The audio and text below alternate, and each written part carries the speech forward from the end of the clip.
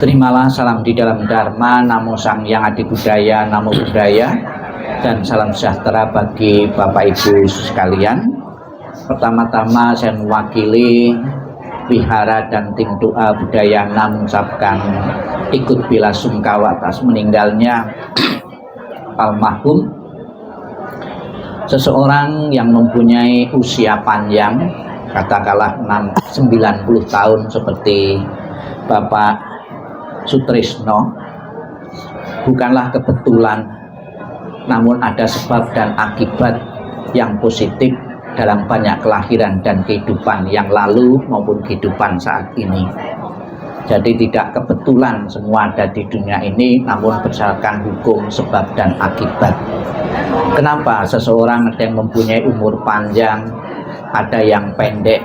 Karena disebabkan oleh perbuatan-perbuatan yang pernah dilakukan di masa-masa kehidupan saat ini maupun kehidupan yang lalu. Orang yang mempunyai usia panjang adalah orang yang menghargai kehidupan makhluk-makhluk lain. Di banyak kelahiran dan kehidupan yang lalu, pasti beliau tidak pernah membunuh, tidak pernah menyakiti makhluk-makhluk hidup.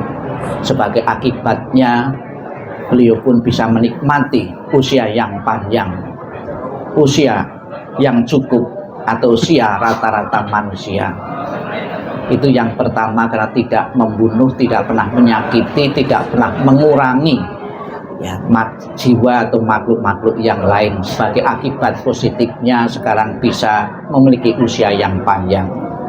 Kemudian yang kedua, di masa kehidupan beliau yang lalu maupun saat ini, adalah orang yang suka menghormati orang yang usianya lebih tua. Usianya lebih tua kita hormati, kita ajeni, sebagai akibatnya juga kita pun bisa menikmati orang yang berusia panjang. Kemudian ada juga teori yang mengatakan orang yang berumur panjang itu karena suka membesuk orang-orang sakit, memberi harapan-harapan orang-orang yang sakit, membesuk. Itu juga sebagai akibat positifnya kita bisa memiliki umur yang panjang. Itu berdasarkan dhamma ajaran Sang Buddha. Namun tentunya bisa dimodifikasi pengetahuan ini dengan pengetahuan-pengetahuan yang lain. Misalnya selalu menjaga pola makan, pola hidup yang cukup, yang dimakan selektif, tidak sembarang, itu mengakibatkan orang mempunyai usia yang panjang. Apakah ada efeknya seseorang yang di saat berulang tahun kemudian berkumpul menyanyikan, mendoakan umur panjang, umur panjang, umur panjang? Sedikit ada efeknya, sedikit ada efeknya. Namun yang berefek sangat besar adalah pola pikir, pola perilaku kehidupan kita tadi, perbuatan-perbuatan kita sendiri. Sekalipun sering didoakan panjang umur, tapi tidak pernah kita menjaga makan, tidak pernah kita menjaga pola hidup seseorang, juga tidak maksimal doa itu. Seseorang yang meninggal menurut Dhamma, seseorang yang mati menurut Dhamma, bisa disebabkan oleh 4 faktor. Untuk mempermudah Dhamma Sang Buddha ini, Sang Buddha menggunakan perumpamaan. Matinya api, pelita atau lilin, itu bisa disebabkan karena 4 faktor. Demikian pula matinya seseorang bisa disebabkan dari 4 faktor ini. Api lilin atau pelita bisa mati karena 4 kondisi. Yang pertama, karena minyaknya habis, itu apinya bisa mati. Yang kedua, sumbunya habis, itu apinya bisa mati. Kemudian berbarengan minyak dan sumbu itu bersama-sama habis, itu apinya juga bisa mati.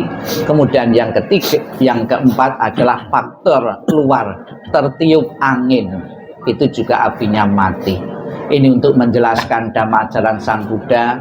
Ada seseorang yang meninggal karena batas usia rata-rata manusia telah habis. Batas usia rata-rata manusia saat ini kurang lebih 75 tahun. Bahkan kurang dari 75 tahun sudah meninggal. Jadi Bapak Ibu Saudara sekalian, almarhum sudah mendapatkan bonus yang cukup panjang 90 tahun karena melebihi batas usia rata-rata beliau. Kemudian disebabkan karmanya habis. Kemudian yang ketiga bersamaan batas usia rata-rata habis, kemudian karmanya juga habis. Itu seseorang bisa meninggal. Dan faktor yang keempat, karena satu kecelakaan di luar dugaan kita menyebabkan seseorang itu meninggal. Seseorang yang telah meninggal akan menuju alam-alam yang lain. Ada 4 cara seseorang akan menuju alam yang lain. Yang lain itu di luar kita, bisa juga di alam manusia ini lagi. Ini juga menggunakan perumpamaan. Ada sebuah penjelasan. Ada seseorang mau tumimbal lahir itu melalui rahim, melalui kandungan, bisa masuk lagi nanti almarhum di tengah-tengah keluarga ini sebagai cucu atau cicit apabila ikatannya masih kuat. Ada yang melalui telur, ada yang melalui kelembapan, ada yang secara spontan. Orang yang terlalu baik dan terlalu jahat itu secara spontan, bisa langsung ke neraka, bisa langsung ke surga. Apa manfaat dari kita mendoakan seseorang yang telah meninggal? Atau dalam bahasa agama Buddha melakukan pelimpahan jasa. Jasa-jasa baik yang diperbuat yang masih hidup ini bisa dilimpahkan untuk mendukung seseorang yang telah meninggal. Dengan kita belajar Dharma, membaca kitab suci, sutra bab tentang Amitabha ini adalah satu kebaikan yang dilakukan terus-menerus kontinu, itu akan mengkondisikan arwah apabila dilimpahkan untuk mendukung terkondisinya telah di alam bahagia. Karena apa yang dilakukan yang masih hidup ini adalah satu kebajikan. Kemudian juga bisa juga tanda bakti dan hormat kepada yang telah meninggal, di samping doa juga di depan peti jenazah dipersembahkan sajian makanan-makanan. Sekalipun makanan itu disajikan, ditaruh di situ, sekalipun istilahnya dipersembahkan, juga tetap juga sampai besok. Namun bukan berarti tidak ada nilai manfaatnya. Apa nilai manfaatnya? Semakin sering arwah itu disimpatiki yang hidup, akan membentuk kondisi arwah itu bahagia. Kondisi arwah yang bahagia itulah yang mengkondisikan telahnya seseorang terlahir alam bahagia. Namun sebaliknya, apabila sepeninggal beliau keluarga tidak rukun, tidak harmonis, itu juga akan mengkondisikan arwah itu punya kondisi penderitaan, akan mendorongnya terlahir di alam-alam merendah, alam pikirannya menderita jadi neraka. Kemudian juga sebagai simbol penghormatan dan simpatik, keluarga menaruh bunga-bunga yang indah seperti itu sebagai rasa simpatik kepada beliau. Dan juga bunga di kalangan umat Buddha dimaknai sebagai simbol ketidakkekalan, ketidakabadian, mengingatkan kepada almarhum dan juga kita semua. Kenapa menggunakan bunga? Karena kentara sekali perubahannya. Dipetik, mungkin besok ditaruh situ, besok sudah layu kalau bunga itu asli. Juga menjelaskan kepada kita bahwa kehidupan yang kita jalani saat ini adalah kehidupan yang tidak kekal. Beliau pernah lahir, berkembang, dan akhirnya mengalami kematian. Itulah proses alami. Siapapun yang pernah lahir di dunia ini harus tunduk pada hukum ketidakkekalan. Baik itu yang kita rasakan maupun yang kita tidak rasakan. Apabila kita tidak ingin menderita, terimalah hukum perubahan itu dengan sewajarnya. Di saat kita masih muda, rambut kita hitam, nanti jadi putih. Apabila tidak siap menerima, kita akan menderita. Tapi kalau kita mengikuti hukum perubahan itu, pasti kita juga baik-baik saja. Demikian pula ditinggal kematian orang tua kita.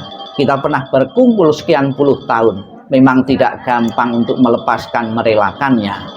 Namun apabila keluarga tidak ingin menderita karena perubahan, segeralah bisa menerima perubahan itu, kematian itu yang menjadi corak dan hukum alami. Setiap orang akan mengalami kematian. Semoga dengan rasa bakti yang tinggi dari keluarga yang ditinggalkan untuk almarhum, dengan doa, dengan pelimpahan jasa maupun warna-warni bermacam-macam cara memberikan penghormatan kepada beliau agar segera mengkondisikan arwah beliau untuk menempati alam surga bahagia dan keluarga ikhlas merelakan kepergian almarhum menuju alam yang lain.